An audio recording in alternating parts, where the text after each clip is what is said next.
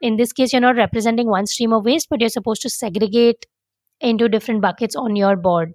And as you move along, there's like negative and positive points that you get for different actions. Like if you forgot to segregate the waste, then you lose a point, and so on and so forth. And that made it more interactive, and also taught like children like very subtly that not segregating it was bad, because they lost points for it and they didn't win because of that.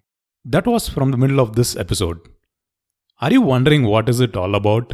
Stay tuned for the full conversation.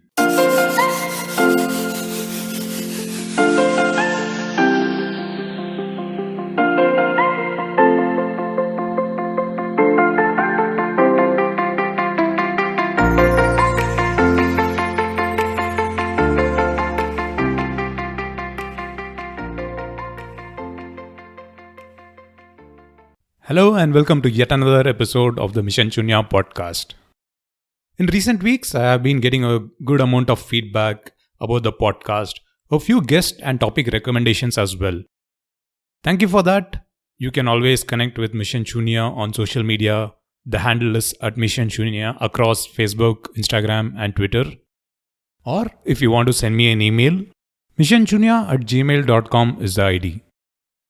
As the world is moving away from lockdowns and returning to normalcy, you would probably remember the good times you had at home during the lockdowns. You would have probably played the good old board games and spent some quality time with family. Wouldn't it be really great if you can spread the sustainability message and teach things like waste segregation, pollution, etc. while playing a game with young children? Well, this episode is all about that. So, who is our guest and what does the company do? Hi, I'm Amishi, the founder of Upcycler's Lab, and we make environment-themed learning tools for children ages 2 to 9 to change mindset and behavior around the environment. So, Amishi, let's start with the why. Sure. What was your intrinsic motivation to get started with Upcycler's Lab? Can you give us a brief background about how it all began? Yeah, sure. So basically, I had launched my first startup. Back in 2013 called the Upcycle Project, and this was inspired by when I was studying for my masters in the UK. I was actually really inspired by one of my professors who taught entrepreneurship, because he had reached the epitome of the finance world.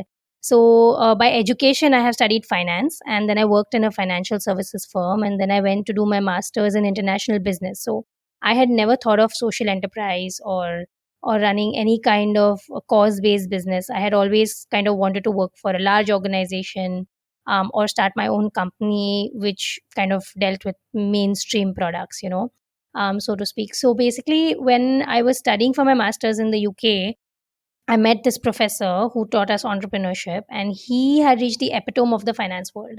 He had actually worked on Wall Street, he had worked in the London financial markets, and then he had actually quit all of those well paying, really lucrative career opportunities to go and help set up Grameen Bank in Bangladesh.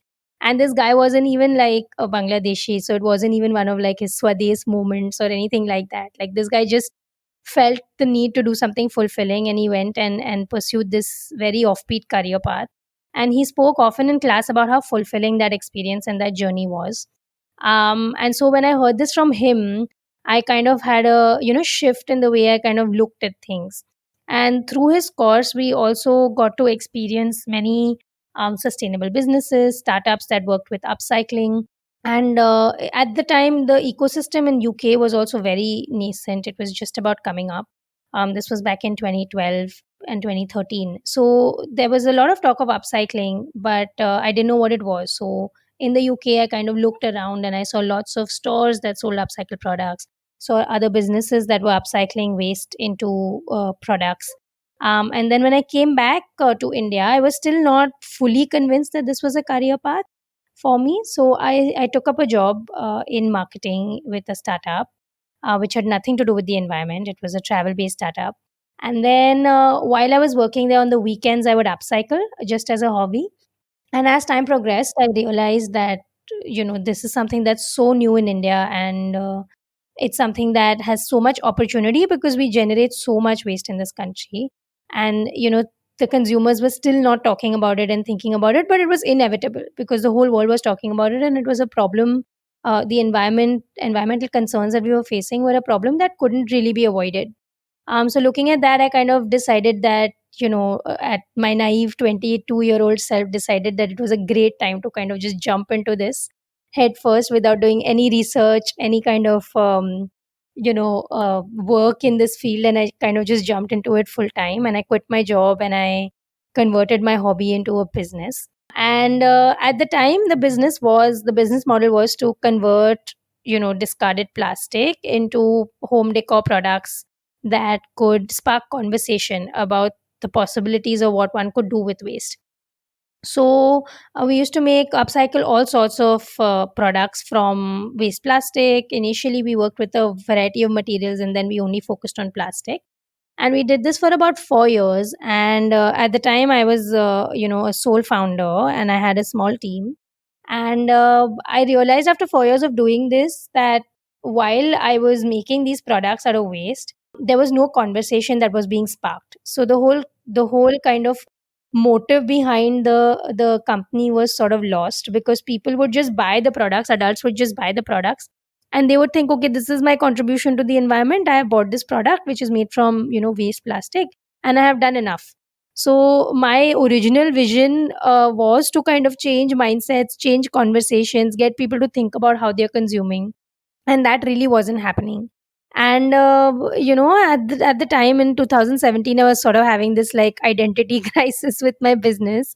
And I was also working simultaneously on a project with the Global Shapers Mumbai Hub, a volunteer project where we worked with about 1,500 students to convert, waste plastic, post consumer thin plastics into eco bricks. So they made these eco bricks by hand using thin waste plastics from their lives and a waste PET bottle. And these 1,500 students that we worked with, me and my colleagues worked with, we realized that they were great agents of change. They got, their parents involved, their teachers involved. They even got like the local, political parties, BMC, everyone involved in this conversation because they believed so strongly about it. And that's when I kind of had my aha moment that I was working with the wrong TG, and I needed to work with kids. Because even though with our past company we had done a lot of sales, we had sold all over the country, we had got a lot of media visibility, that kind of vision wasn't being fulfilled. And for me it was like, if I'm not fulfilling the vision, why even, go through the trouble of upcycling the plastic? You may as well make virgin plastic. It's not like any of your customers are checking it or anything like that. It's really stupid to be in this business if you're not really fulfilling the mission and vision behind it. And so when I did this project, I was like, okay, I had this aha moment. And I then in 2018 decided to start working with kids. And I didn't want to kind of make the same mistake twice. So instead of just making a product and then hoping conversations get sparked, we made very conscious kind of research driven decisions. I got a co founder on board, and we kind of realized that most behavior gets developed by the age of 9. And so we worked with children between 2 and 9. Then through our research, we also realized that play based learning has a higher retention rate than regular classroom learning.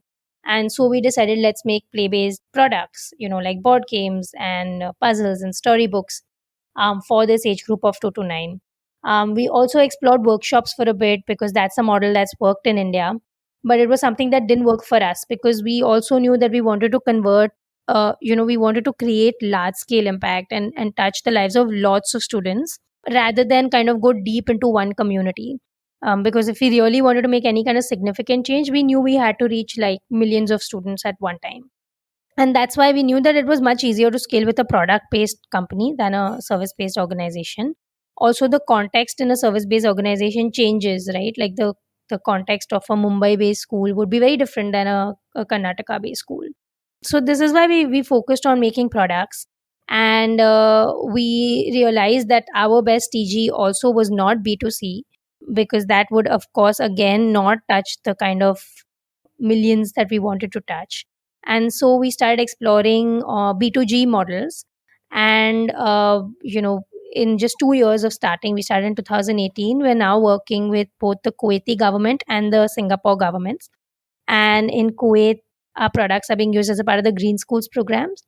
And in Singapore as well, there's a recycling company that is using our products to kind of track behavior change and make significant impact using our tools in changing perceptions around waste.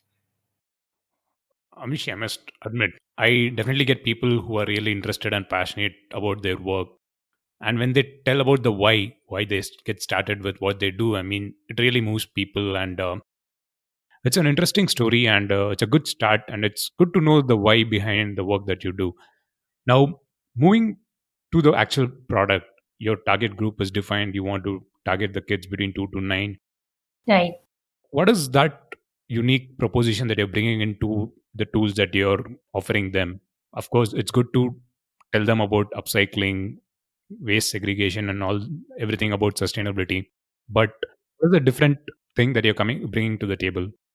Sure. So we have a variety of products. One of the things that I realized when I was working on waste was, environmental problems do not occur standalone, right? So when you have a problem with waste, it's not just a problem with waste. It's also an ocean conservation problem. It's also an air pollution problem. So it's also an animal conservation problem. So there's so much kind of interconnectedness between the environmental concerns that we face today, that is something that not too many people talk about, and this is something that not a lot of people realize as well, right? So a lot of people don't understand that 70% of oxygen, for example, comes from the ocean. Everyone's talking about like protecting the trees and planting new trees, and they feel really good when they plant a new tree, even if they just like donate 10 rupees and get a new tree planted somewhere, but they don't understand the actual impact that's kind of happening through that. And so we wanted that kids at a very early age kind of understand these things and understand the interconnectedness. So our products are not just on waste anymore. Our products are on a bunch of different topics. So, for example, we have a new board game coming up later this year, which hopefully we're going to be launching on a Kickstarter. And basically, it's an ocean conservation game that not only talks about plastic waste, which is what most people talk about when they talk about ocean conservation, but it also talks about like effluents. It also talks about oil spills. Also talks about fishing nets, which is a very significant waste stream in the ocean, and not too many people talk about it. These are the kind of topics we cover, and when we also do that, we also teach cause and effect. So, for example, through our board game on ocean conservation, we have a flipping the card system on the board, and everything is very visual. We've not added any text on the board, just so that anyone using any language can kind of play the game, as long as there's one main English speaker who can read the instruction card.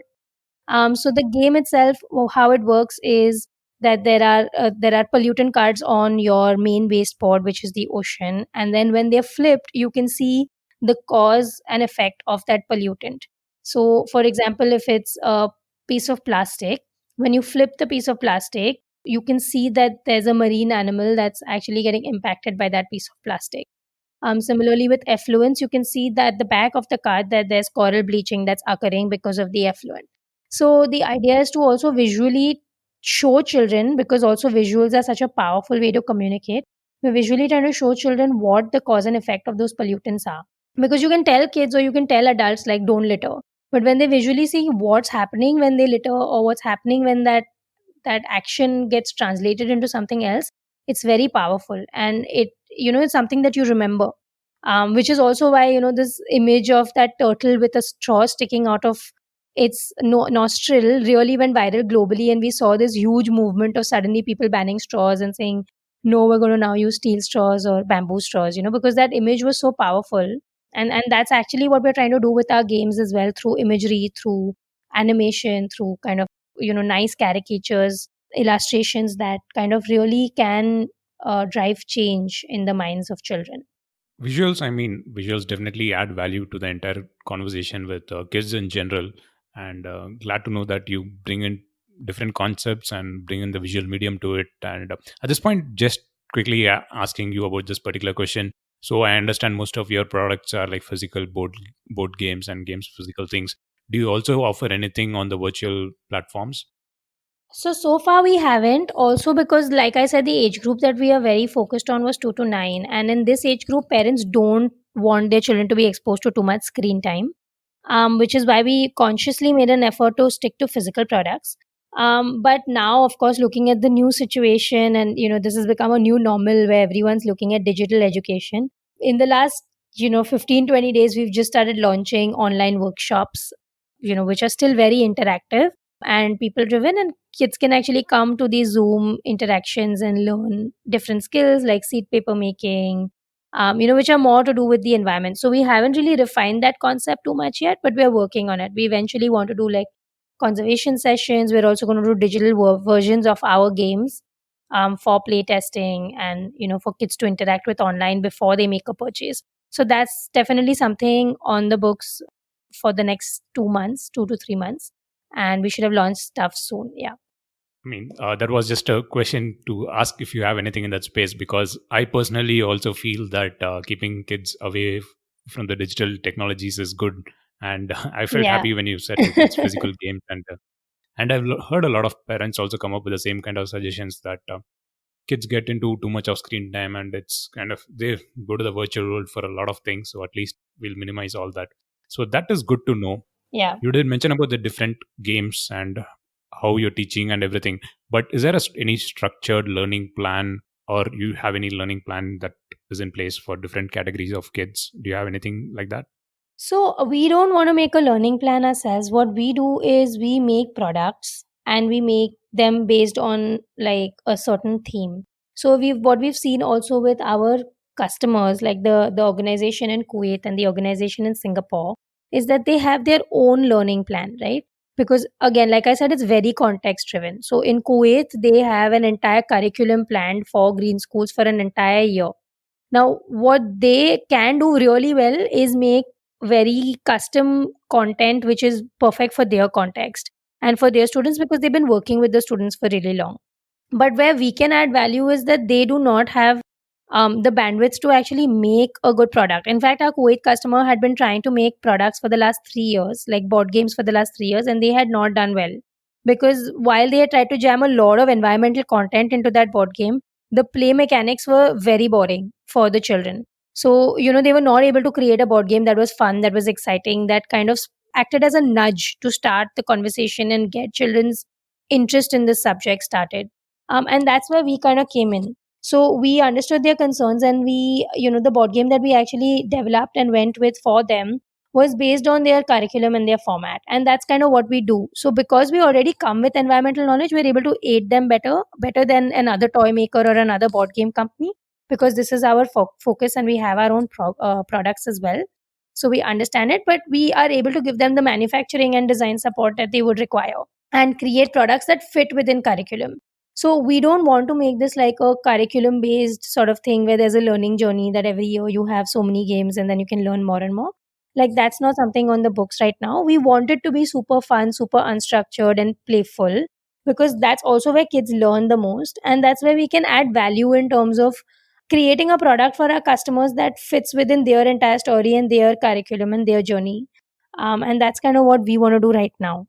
I really like the way you put this, because I've known a lot of products in the space for kids that definitely try to get a structure in place. And I feel at sometimes kids pick it up early, but I think it overwhelms them at some point in time where they drop out of the entire learning plan or something. Right. So this is a good idea where you just pitch to what is particularly required and Yeah. then offer that. Also, I had seen in my research that this is a very Indian concept, right? Like to have structure and to have, very like learning, which is very focused on like outcomes and, tests and that kind of stuff. But when we looked at the international kind of education system, one of the best preschools in the world is the Finnish education system, right? The Finnish preschool education system. And what we saw is they taught so much through free play. Like literally till the age of 7, they do not even introduce the alphabet. Everything is focused on like free play and just learning through. They have structured play, but it's very loosely structured. They allow the child to really take control and build their own curiosity and figure out their own ways of like creatively playing within that time. And when they actually track that, this is why it's one of the best education systems in the world, because of this format of play. And that is something that's so lacking in India, where right now I see parents are like completely overstimulating their kids, and like every few hours the kids are doing something new, and it's a very structured way of learning, and very often children I end up thinking inside the box because of this, because there's no time left for creative thinking. There's no time left for just being inquisitive or being bored so that they can come up with new ideas. And that was also something that inspired the initial sort of thought process behind the company, which is why we didn't want to go this entire, structured approach.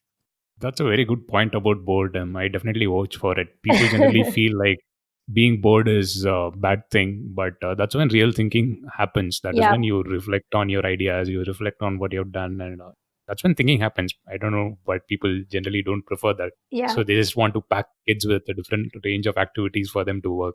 exactly. Yeah. Fortunate, I was growing up, I had a lot of time to be bored, so Yeah, so did that's I. good. You did mention about the cooperations and the collaborations that you're having with international governments, like for Kuwait, and you work in Singapore. What are the other type of collaborators that you're working in this space? So we're trying to kind of build three streams like of revenue for the business. One is this stream where we partner with organizations that work on government projects internationally, and typically for this we focused on smaller countries like Kuwait, Singapore. We also are talking to someone in Greece, in Germany, in Egypt.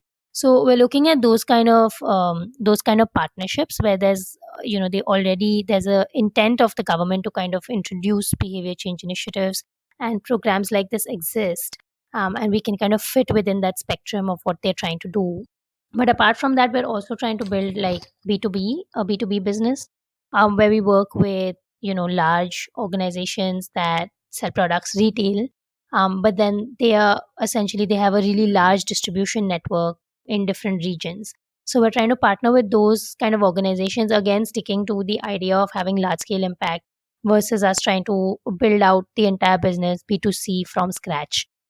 So these are the kind of two revenue streams that we want to build, and we've seen that this works really beautifully for us as well as a company when we're trying to manufacture, because then economies of scale kick in, and also because we're able to impact a large number of children, which is what we wanted to do.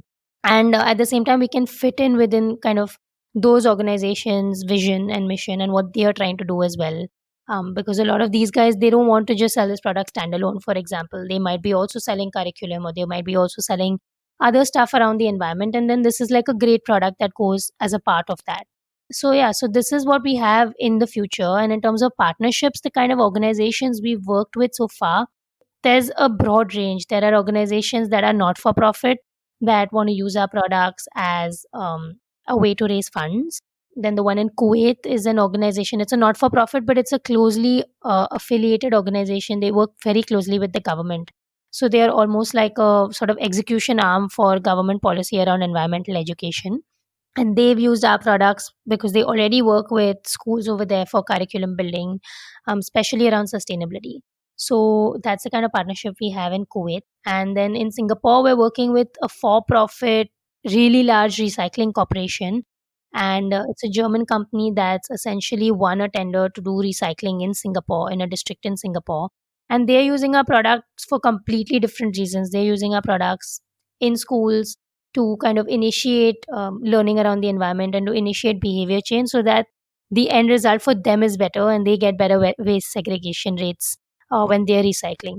So we're working with a very broad spectrum, and because it's so early, we still haven't really understood where the bulk of the market is going to kind of come from. But this is the kind of interest we've seen from these variety of organizations globally. That's interesting, and that's very good to know that you're working with a wide range of partners and potential collaborators. I'm sure during this process you would have definitely assessed and looked at what's the impact that you had, be it getting the message across to kids or in general solving to an extent the recycling problem. So what would you say has been the impact the last few years that you've been in business in this space? So first of all, what we realized, for me, the personally the learning was that it was much easier for me to measure impact with my previous organization, where we were making products for adults, and we were just making it out of waste plastic, because it was so much easier to quantify that in terms of the number of plastic kgs of plastic that was recycled, and the amount of virgin plastic that didn't come into the system. So there was a very simple way to kind of measure the impact for that organization. But for this business, it's much harder because it's behavior change. And we know that behavior cannot be changed like overnight, right? So it's going to take years before we can actually see the impact of the work that we've done. So right now we are looking at innovative ways to measure this impact. And a lot of these projects that we've also implemented are very nascent. So they haven't really gotten the data that we can kind of then process and convert into impact. So it's still a learning for us, and we're still trying to build, custom tools with which we can measure impact in the long term as well. But right now, we don't have any like hardcore statistics to kind of measure the impact. All we know is that the feedback that we get from customers when they're actually implementing the product is really positive. And we've got tons of feedback. We've, of course, sold products in India as well in B2C in a very small way. But we've got tons of feedback from parents saying, "No, my kid has learned about waste segregation, and this is such a fun way to learn it. And while they're learning it in school, they find this a lot more exciting and a much more engaging way to actually learn the concept." And we've had parents who every time there's a public holiday, they take out our games and like send us pictures of them playing it, short videos of them playing it with their kids. So it's something that we see, is having impact, but we haven't been able to give it like a tangible number so far. I can totally relate to that. It's definitely good when you hear from people directly when they say like, I used your product, or just like in my case, when someone listens to this and whenever they see me at a different place, they say like, I listened to the podcast. Yeah, You bring out some different conversations. So those are the kind of things that keep us moving because we are in it for the long game. So I definitely relate to that. Now, right. looking at the fun part of the question, so nudge and behavioral studies and everything is kind of big term words, if I were to say, because governments at a large scale are trying to use them. But in the kind of products, the games, what are the one or two games that you would say like this is the one or two game that I would highly recommend, or the ideation behind the concept or the game? How did you come about if you had to pick one or two games or products that you launched? So, our waste segregation board game has actually seen multiple iterations. We started out with a very rudimentary, simple board game where, it was a competitive gameplay, and, it was very simple where you just have to collect, there's like three little cards that collect different types of waste. And you have to like roll the dice and move along the board and see if that card kind of fits within your waste truck or not. And each person is responsible for a separate waste stream. And then we move from there, we realize that, okay, there isn't much interactive play that's going on here, and neither is it very cooperative. So we moved on from that and we made a second version. We made a couple of versions of it actually. And then the second most impactful version, in our opinion, was one which is also what we've implemented in Kuwait and Singapore, where we went around the board and, there's kind of negative and positive points for doing different actions. So you're not, in this case, you're not representing one stream of waste, but you're supposed to segregate into different buckets on your board. And as you move along, there's like negative and positive points that you get for different actions. Like if you forgot to segregate the waste, then you lose a point, and so on and so forth. And that made it more interactive, and also taught like children like very subtly that not segregating it was bad because they lost points for it and they didn't win because of that. So that kind of feeling stays with them. That thought of loss stays with them, that I didn't lose, I didn't win last time because I forgot to segregate. So, and also obviously through the game you're learning what waste goes in what bin, so there's that learning as well, which is embedded in their mind, in a very play based manner, so that when they actually go out into the real world, they recognize, okay, the green bin is for wet waste. And then from there, like this year we created a competitive version of that same game where you can also steal your competitors waste, also to show like, okay, waste has value.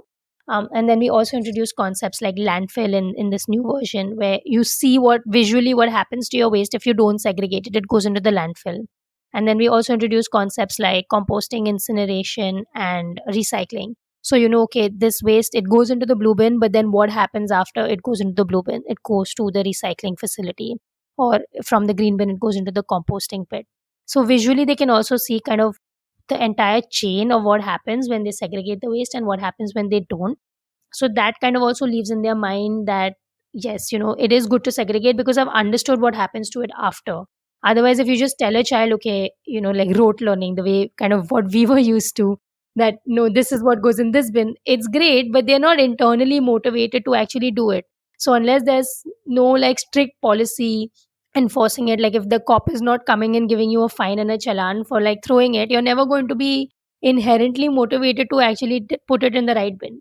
But this way, when I'm actually seeing the entire chain, okay, like this goes from this bin into this, and this is what happens if it doesn't, then there's a lot more, a higher chance of you actually taking that right action when you grow up. And so that's what we did with this game. And now we're again at a crossroads with this game, because we realized that the competitive version works very well for the Indian market and Asian markets in general, which is what we've been working on, like Kuwait, Singapore, and we've had interest from Korea and stuff like that as well. But in Europe and America, they want a cooperative version of the gameplay. They do not want to compete, against each other for waste, or for any kind of environmental cause. So there we're facing this new challenge, and now we're trying to come up with a cooperative version of the gameplay, which is what we're working on, where you all kind of work together to segregate the waste, and what you're fighting against is time. So again, this will be a very like real life simulation where either everyone loses or everyone wins. So we've come up with various iterations like that to really come up with a product that we know fits with the real life story very well, and something that kind of also works for different audiences. So yeah, so this has kind of been our journey so far. Wow, that sounds really fun. I can personally relate it to the idea of paying a fine and getting out of trouble to Monopoly, Yeah. where you get to pay a fine and come. So when Exactly, money is yeah. involved, we do get competitive. So And you see how so much thinking is kind of impacted by a game like Monopoly, right? Like you're so capitalist in the way you think, you're so competitive in the way you think, because of influence of those kind of things in your life.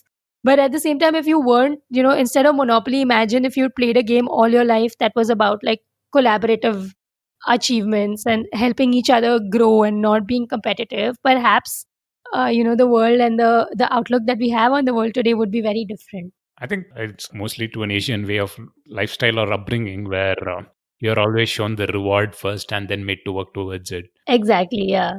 Amishi, on a final note, I mean, the last part would have definitely excited a lot of people who are listening to this. They would definitely want to know where can they get hold of these products. So I'm sure, but you're doing it at a large scale internationally. Right. But how can people reach out to you? People around the world generally tend to listen mostly from India, outside of India, everywhere. So where can they get in touch with you, get the products, or talk to you about it? Sure. So we do sell in India. We actually always keep some stock aside from our orders and then try and make sure that we sell in India, because we want Indians to have access to these games and not be like that they're only for international audiences. So for us, that was really important. And we sell these products through our website. They can check it out from there. So company is called Upcycler's Lab, and that's the same name that the website is on, with a .com domain. And they can also follow us on Instagram. We're really active on Instagram as well. And we have constant updates on new products, on new workshops, on new collaborations on our Instagram page. If they want to reach out to me personally, then they can do so on LinkedIn as well. I'm available on LinkedIn, and I'm happy to connect with anyone who's interested in this. That's wonderful. I'll put the links to your website and everything in the show notes section of the podcast, like always, so that people can reach out to you directly after they listen to this. Perfect. Amishi, thanks for taking time to join the podcast today. And it's really wonderful. I should actually say it was a lot of fun talking to you about playing games around sustainability. Thanks for your time. Thank you so much, Girish. It was so much fun talking about this with you, and I think I should do this more often. I think you've inspired me to do this more often, put the story out there. And thanks so much for the opportunity. So that was the end to yet another interesting conversation on the Mission Shunya podcast. I hope you noticed how Amishi pivoted in her business early, stuck to the core principles of having a bigger impact in the sustainability space, rather than just doing the business in the normal fashion. And talking of the games itself, I like the way each game was conceptualized, keeping in mind the end consumer, which in this case happens to be young kids, how they would interact, what they would learn, etc. etc. So head over to upcyclerslab.com to find out more. The links to the website and to connect with Amishi are in the show notes section of this podcast episode, so that you can check in the future. Now on to this week's action item towards Mission Shunya. Well, I really want to stick with games and toys. I'm sure at some point you would discard the old games and toys from your household. So while you do that, please do it responsibly. Most of them could be plastic. So use the opportunity to teach children about the process of plastic recycling and look for locations around you where they collect waste for recycling. It's another good opportunity to put things into practice for the young kids. 2 weeks from now, as always, you will get another episode directly to your device. That is, if you have subscribed to this podcast. If not, please do hit subscribe or mark Mission Shunya as a favorite depending on the platform and app that you use. And if you like the show, do give a rating, write a review, or share it with friends and colleagues. Like in the games we play, the more the merrier. It takes only about 30 seconds to share the episode link with 3 people in your network. So please consider doing that. So with that, this is Girish Shivakumar signing off. And as always, thank you for listening.